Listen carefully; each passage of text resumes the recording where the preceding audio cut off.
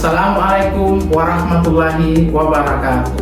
Om Swastiastu, Namo Buddhaya, salam kebajikan, salam sehat, sehat Indonesia. Saya Ahmad Riyadi Escape Enkes, dosen Prodi D3 Keperawatan, jurusan Keperawatan Kemenkes Poltekkes Semarang. Dalam hal ini, izinkan saya untuk memperkenalkan mata kuliah yang saya ambil, yaitu promosi kesehatan dengan pendekatan instruksi langsung atau direct instruction approach. Video ini dibuat dengan tujuan untuk keperluan sertifikasi dosen gelombang 1 tahun 2025 pada pernyataan diri dosen untuk unjuk kerja Tridharma Perguruan Tinggi, khususnya di bidang pengajaran. Kegiatan kali ini saya akan membawakan materi tentang konsep dasar promosi kesehatan. Ya, bismillah, assalamualaikum warahmatullahi wabarakatuh. Waalaikumsalam warahmatullahi wabarakatuh. Ada dari sekalian yang saya banggakan ya, pada pertemuan kali ini kita akan mempelajari tentang lebih tepatnya tentang konsep dasar promosi kesehatan. Ya, ada yang pernah mendengarkan kata-kata promosi kesehatan? Ya, kita selalu mendengarkan ya di dalam kehidupan kita sehari-hari ada yang promosi ya. Nah, tapi promosinya itu adalah promosi yang terkait dengan uang kesehatan.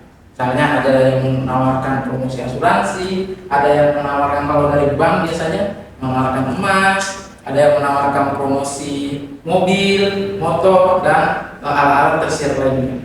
Nah, hampir sama dengan promosi kesehatan. Nah, promosi kesehatan ini yang dipromosikan adalah terkait dengan kesehatan. Nah, biasanya dalam pelaksanaannya promosi kesehatan ini kita tidak mendapatkan profit seperti kita mempromosikan promosi yang kita bisa dengan sehari-hari. Misalkan saja promosi mobil. Kalau mobil pasti ada profit, benefit, keuntungan. Kalau promosi kesehatan, ya kita menjual jasa tetapi tidak mengedepankan profit atau keuntungan. Nah, itulah bedanya dengan promosi yang lain. Nah, di dalam konsep kesehatan masyarakat, ya kita kenal dengan promosi kesehatan. Seorang promosi kesehatan kita kenal dengan nama promotor kesehatan, ya.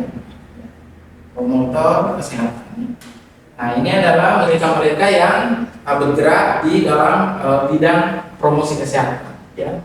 Kemudian biasanya paling banyak mereka ada di puskesmas dan di dinas kesehatan.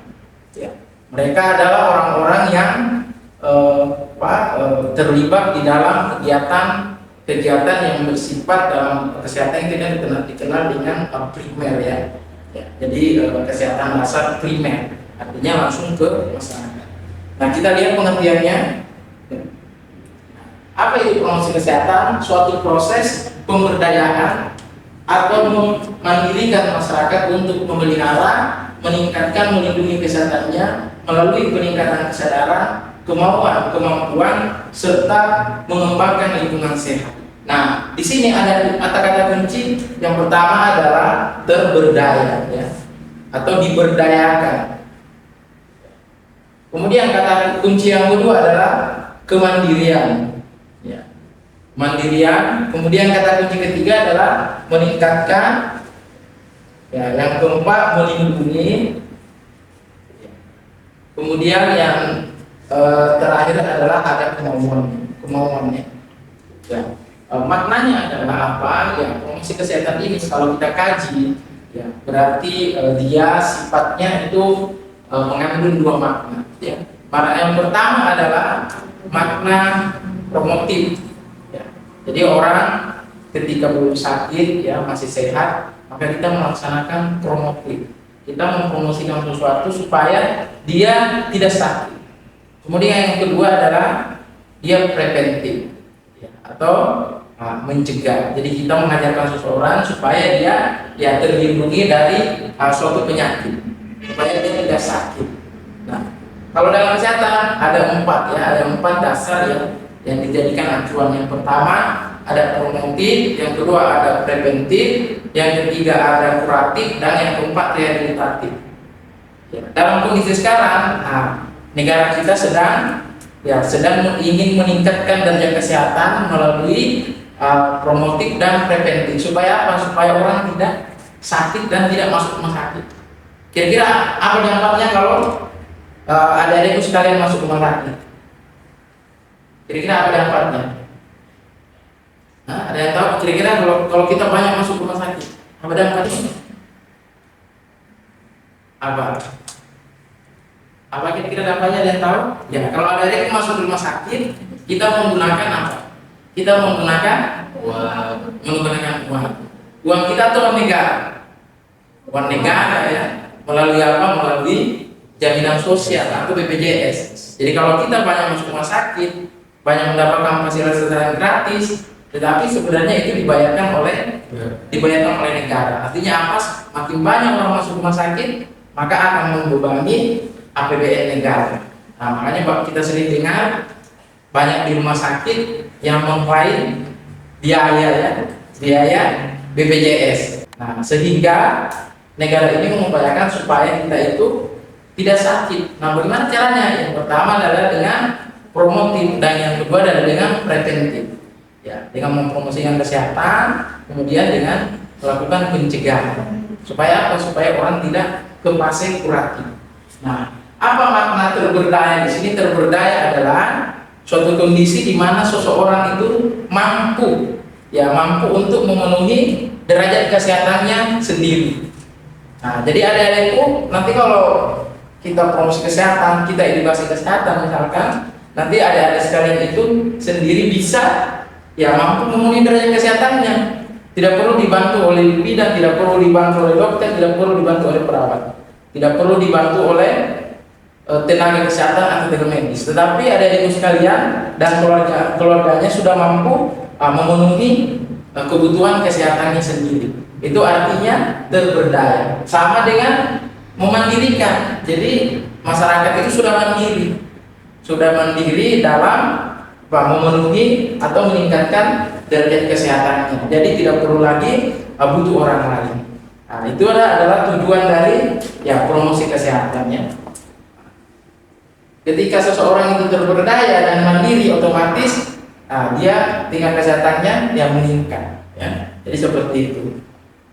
Ya, untuk selanjutnya adalah tujuan promosi kesehatan. Ya, jadi promosi kesehatan itu tujuan akhirnya adalah meningkatkan derajat kesehatan masyarakat dengan cara memberdayakan individu dan masyarakat untuk mengendalikan faktor-faktor yang mempengaruhi kesehatan mereka. Ya, ada beberapa faktor yang mempengaruhi kesehatan. Ada yang tahu apa saja faktornya? Apa faktornya? Pertama, apa faktor mempengaruhi kesehatan? Apa? Satu adalah biasaan namanya apa? Satu adalah gaya. Yang kedua apa? Kamu sakit karena gaya hidupmu, betul nggak? Nah, terus kalau kira-kira apa yang lagi menyebabkan kita sakit? Kalau gaya hidup kita baik, tapi kita masih sakit, apa? Lingkungan. Nah, lingkungan ya. Nah, gaya hidup kita bagus, lingkungan kita bagus, tapi kita masih sakit. Yang menyebabkan kita sakit apa?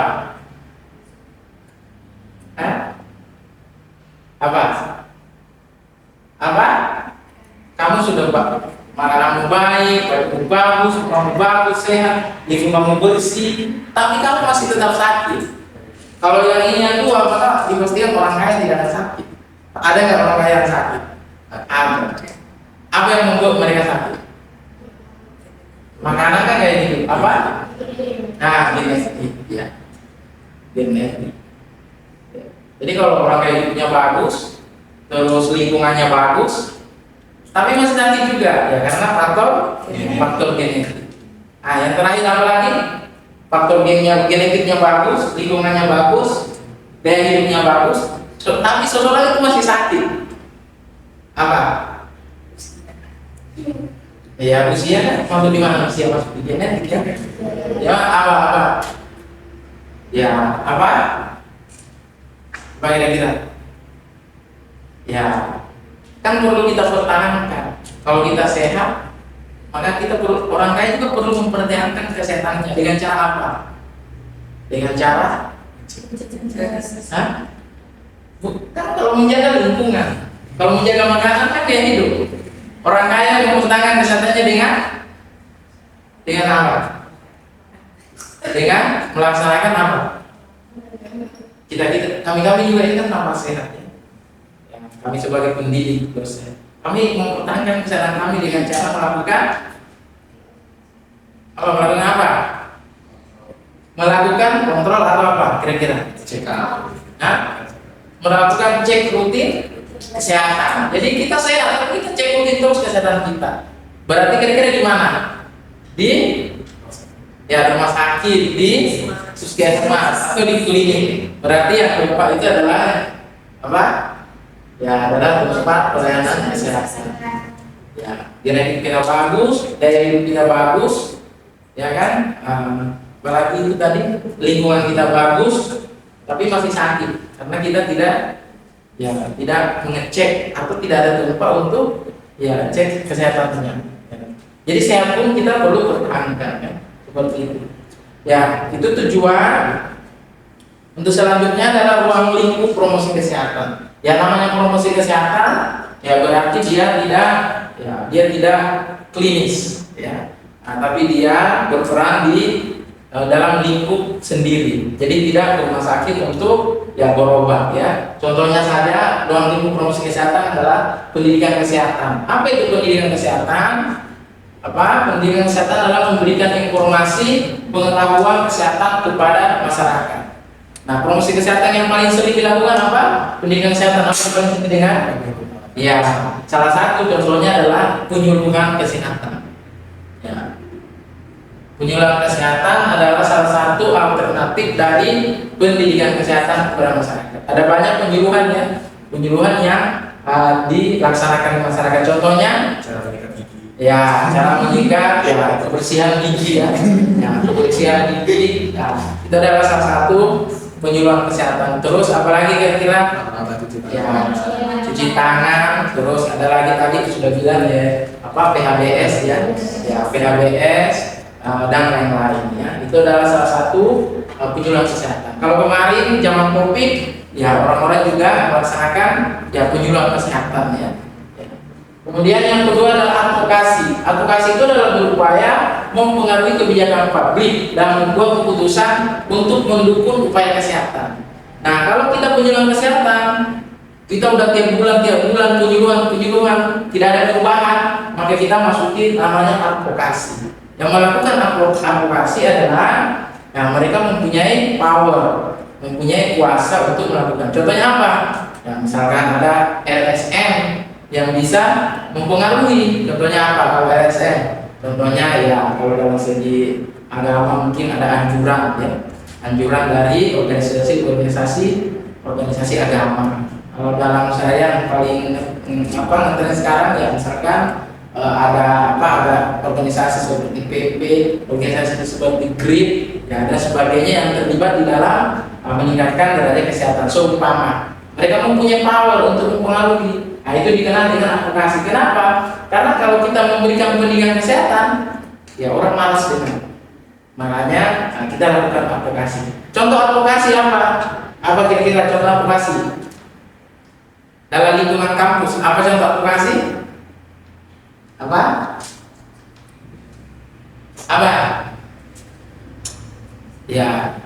Advokasi itu ada di kampus-kampus besar maupun yang tidak besar. Contohnya di Undip, UI, UNAI, UNAS, Unsur, termasuk kampus kita ada advokasi. Salah satu advokasi yang berhasil adalah apa?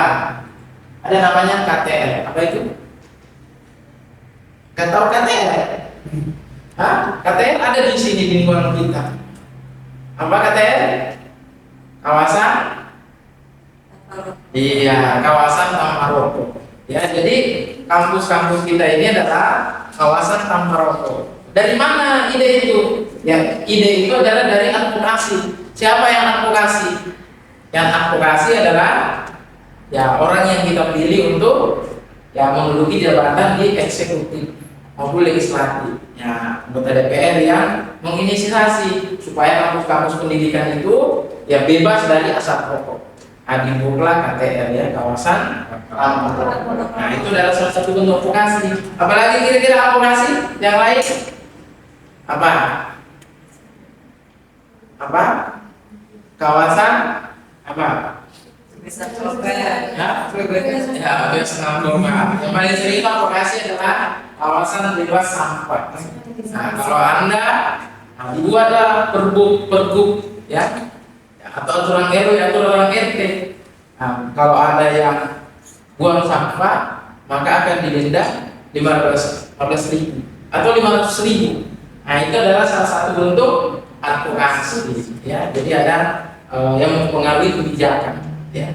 Dan masih banyak yang lainnya, khusus di Kota Semarang ada namanya Taman Ramah Anak ya. Ya itu adalah salah satu bentuk advokasi ya. Kemudian yang selanjutnya adalah pengembangan lingkungan sehat, menciptakan lingkungan fisik dan sosial yang kondusif bagi kesehatan. Pengembangan lingkungan sehat juga dilaksanakan oleh banyak perguruan tinggi maupun organisasi masyarakat. Contohnya apa? Contohnya ada yang dikenal dengan daerah binaan. Nah, biasanya ada ditentukan, oh ini adalah daerah binaan dari dinas sosial misalnya. Nah, daerah binaannya itu derajat kesehatannya bagus, mereka yang bina. Nah, di lingkungan kampus pun seperti itu. Nah, misalkan daerah binaan program studi kesehatan gigi. Nah, daerah binaannya di mana? Daerah binaannya ya ada di Simpang 5 misalkan. Wilayah Simpang 5. Daerah binaan jurusan keperawatan. Nah, ada di Kelurahan Pelarangan. Nah, kita latih kader di sana bekerja sama dengan puskesmas dan kelurahan. Supaya apa? Supaya mereka mandiri dan berberdaya. Nah, itu adalah pengembangan lingkungan sehat. Kemudian selanjutnya adalah pemberdayaan masyarakat, meningkatkan kemampuan masyarakat untuk mengambil tindakan yang mendukung kesehatan mereka sendiri. Nah, jadi kalau kita sudah mengajari mereka, sudah ada kader yang dibentuk, maka mereka akan apa? Akan meningkatkan derajat kesehatan sendiri. Jadi tidak perlu lagi dia datang ke rumah sakit, tidak perlu datang ke puskesmas, tetapi derajat kesehatannya bisa ditingkatkan sendiri dengan dengan ilmu yang sudah didapatkan ya, melalui ya pelatihan ya. Prinsip-prinsip dari promosi kesehatan, yang satu adalah partisipasi, yang kedua adalah kesetaraan, dan yang ketiga keadilan, dan keempat keberlanjutan ya. Partisipasi ya, tidak ada seorang promotor kesehatan yang berhasil tanpa bantuan dari partisipasi masyarakat. Kemudian yang kedua kesetaraan, bahwa semua kelompok masyarakat memiliki akses yang sama terhadap upaya promosi kesehatan. Ada prinsip keadilan ya, perhatian kebutuhan khusus dari berbagai kelompok masyarakat yang berbeda, dan yang terakhir adalah keberlanjutan ya. Jadi harus berlanjut ya, misalkan sama dengan ketika kita melaksanakan pendidikan ya, pendidikan itu harus berlanjut, berjenjang SD, SMP, SMA sampai yang perguruan tinggi. Nah, sekarang sudah ada lagi sekolah rakyat ya. Kenapa? Supaya dia ada keberlanjutan ya.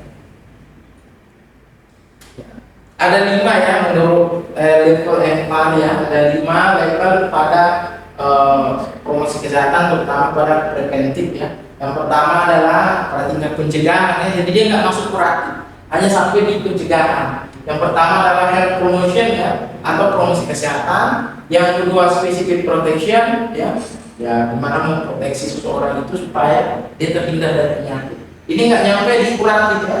Ya, kemudian yang ketiga adalah early diagnosis and treatment ya, diagnosis dini dan pengobatan segera. Kemudian disability limitation, dan yang terakhir adalah rehabilitasi ya. Kemudian strategi promosi kesehatan menurut World Health Organization tahun 94, yang satu pertama adalah advokasi, sudah tadi ya, kebijakan arahnya nanti. Kemudian ada social support ya, atau dukungan sosial. Ya, dukungan sosial itu contohnya itu tadi lingkungan. Ya, di mana anak-anak supaya bisa bermain dengan baik ya, bisa dia terlibat aktif ya, bermain ya anak-anak ya. Maka dibuatlah lingkungan yang nyaman. Contohnya apa? Contohnya adalah taman ramah anak. Nah, bagaimana supaya ibu-ibu bisa misalkan menyusui bayinya dengan baik. Ya, dibuatkanlah di setiap tempat pelayanan, tempat jasa pelayanan ya, apa yang dibuatkan? Iya, bukan khusus menyusui, ya kan? Nah, bayangkan kalau tidak ada itu namanya dukungan sosial. Ya. Kemudian terakhir adalah pemberdayaan masyarakat atau empowerment. Pemberdayaan masyarakat itu adalah masyarakat yang sudah bisa meningkatkan derajat kesehatannya, kita bina supaya apa? Supaya dia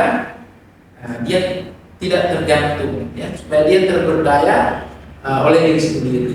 Jadi tidak tergantung lagi kepada orang lain. Ya, strategi baru promosi kesehatan, ada kebijakan kebebasan kesehatan, ya. Kebijakan kebebasan kesehatan itu tadi KTM, kawasan bebas sampah, ya, taman ramah anak dan seterusnya. Kemudian yang kedua adalah lingkungan yang mendukung, ya sama kayak tadi, ya. Nah, ada taman yang disediakan khusus ibu hamil dan anak-anak. Setiap taman itu diberikan track untuk bermain, ya. Itu bagus untuk anak-anak, ya. Dan lingkungannya dijauhkan dari lalu lintas. Contohnya taman KB, ya. Kemudian atau taman KB itu namanya taman apa? Taman Indonesia Kaya, ya, di Simpang 5. Kemudian yang ketiga adalah regenerasi pelayanan kesehatan, keterampilan individu, dan yang terakhir adalah Kermas. Ya. Ya, ruang lingkup promosi kesehatan, ilmu-ilmu yang mencakup promosi kesehatan dapat dikelompokkan menjadi 2 bidang, ya. Karena kita adalah promosi kesehatan, ya, maka kita perlu perlu kira-kira ilmu apa aja yang masuk, ya, yang di dalam promosi kesehatan. Jadi promosi kesehatan itu butuh siapa, atau dia perlu untuk belajar apa, ya, sehingga dia bisa menjadi promotor kesehatan. Promotor kesehatan itu tidak harus dia berasal dari kesehatan masyarakat, tetapi perawat, ya, terapis gigi, dokter, ya, bidan, semua bisa menjadi promotor kesehatan. Nah, caranya gimana? Yang pertama adalah, ya, promotor kesehatan itu harus mahir, ya, dan mengetahui tentang ilmu perilaku. Kenapa ilmu perilaku? Kenapa ilmu perilaku?